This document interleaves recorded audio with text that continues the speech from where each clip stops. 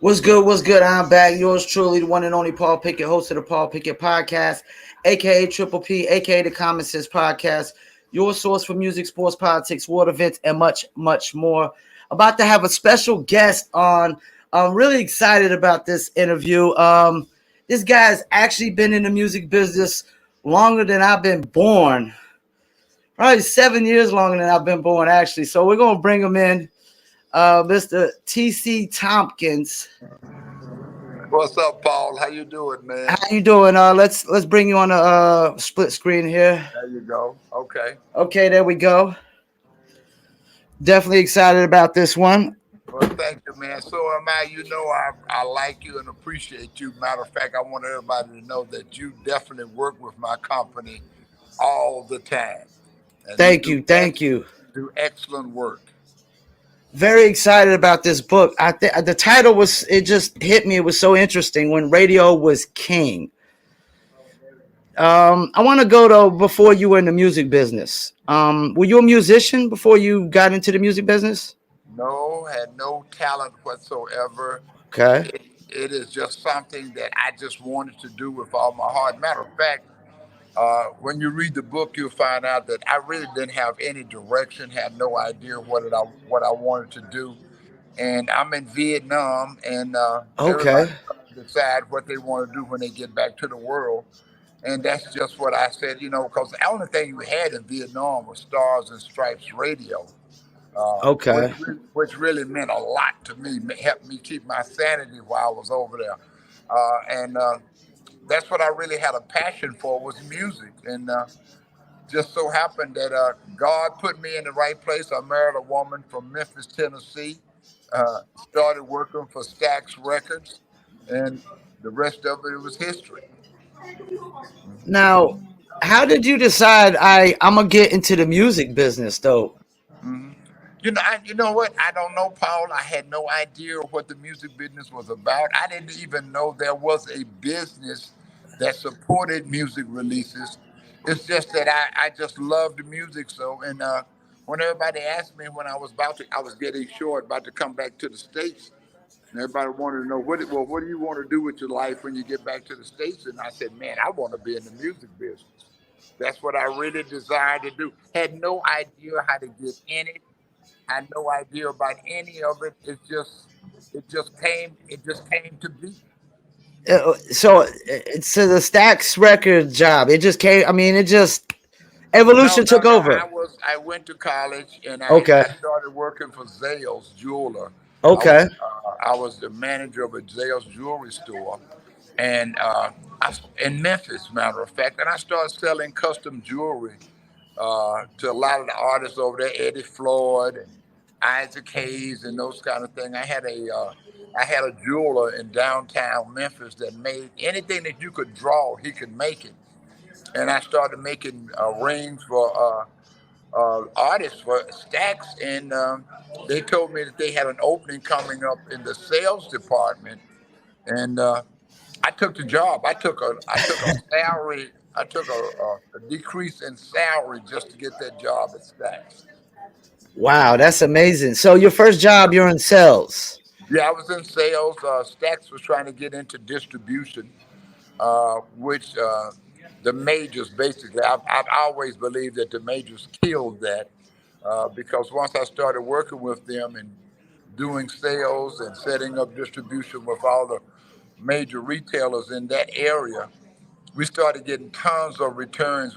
Back then, Gulf and Western, I believe, was Stack's distributor, and they basically put them out of business. So I just happened to see the handwriting on the wall. I went and interviewed for Capitol Records and moved to Dallas and started working for Capitol Records. And I stayed there for a couple of years, went to work for ABC Records, and then from ABC Records to CBS. Now, when you were on Stax doing sales, y'all, that was cassette days. No, that was 45 days, man. That Okay. was wax Okay. days. I don't. There wasn't even cassettes hadn't even been invented back then. I Was it think easier? that was in 71, 1971 when I started working for Stax. Now, was it easier to sell wax back then? Oh yeah, man, that was all it was That's wax. all it was. So Yeah, that's all it was. You had no choice but to buy wax. that's all it was wax. Yeah, Okay. So you're over here at you said you went to Capitol next? yeah. After I left Stax, I went to Capitol. I stayed at Capitol about a year and a half, and went to ABC because back then Capitol didn't have any material. Capitol was, I think, the only artist that they had was Tavares. Was the only black act that they really had that was doing something. Later on, they signed Natalie Cole and Mays, but Tavares was the only act that I worked with back then that Now had any. Go ahead. were you only working with the black artists mainly Yeah, when you first yeah, came in? yeah. I was only working with black material, R&B material back then. Uh huh. And now when you left Stax, were you already in like a marketing promotions kind of position with them? Yeah, when I left Stax, they promoted me out of sales and put me into promotions. And then when I went to Capital, I went in promotions, and I stayed in promotions, and I started doing marketing after I went to CBS. Now were you doing radio then by Oh yeah, now? yeah, radio. Nothing but radio. Radio was the Bible. As a matter of fact, that title came to me because I was writing in the book, and we had come up with 10 or 15 different titles that I just didn't like. Yeah. And I was writing in a sentence that there was just no other means back then to get any material heard other than radio. You know, no Spotify, no streaming, no internet, no Walkmans, no anything. Radio was the only outlet that you could get music heard on. And being the only outlet, it had to be King. Radio was king. Absolutely. Now, when you first got into radio, it seemed like it was a telemarketing process when you first get into it. No, no, no, no, no. Wasn't no cold calls. You had to There wasn't go no out. cold calling.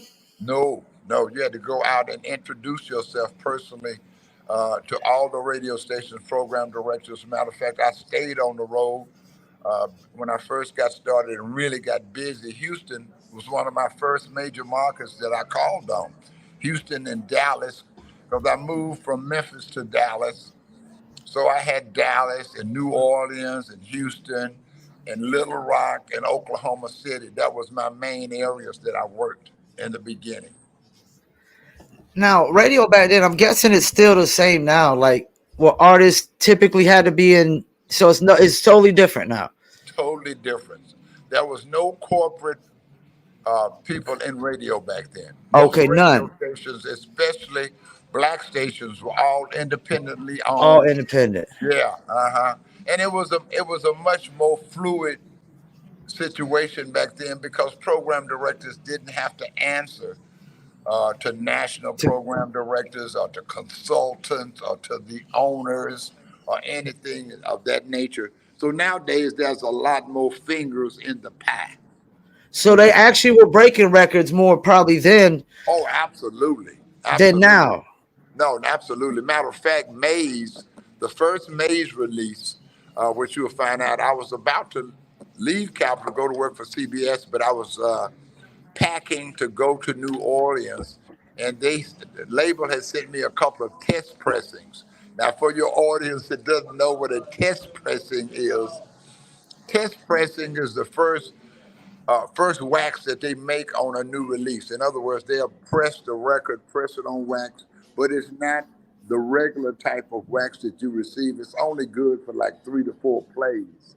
So it would be sent out early so the staff could hear the music in advance. But once I heard names, I packed the wax and I packed the test pressings in my luggage and took it with me to New Orleans and took it straight over to WBOK. And program director back then was Bobby Earl, a guy named Bob Earl. He put it right on the air, right out of my hands. I said, "Hey man, you've got to hear this. Put it on air. Put it right on." Now you can't do that anymore. That Yeah. kind of stuff. That kind of stuff is not done anymore. You can walk right in the control room and give the program director new music. They Now don't do the that. the No. test records is a new one from. I've never heard that one Yeah, before. yeah. Why they only? It's called Why only test three pressing. times? Well, test pressing just didn't have the quality. I don't know why Okay. it was so limited to how many times you could play it. But that was what they would send out on new material. Then it went from test pressings to advanced cassettes. Once we got into the cassette business, we were doing cassettes back when Thriller came out. Wow.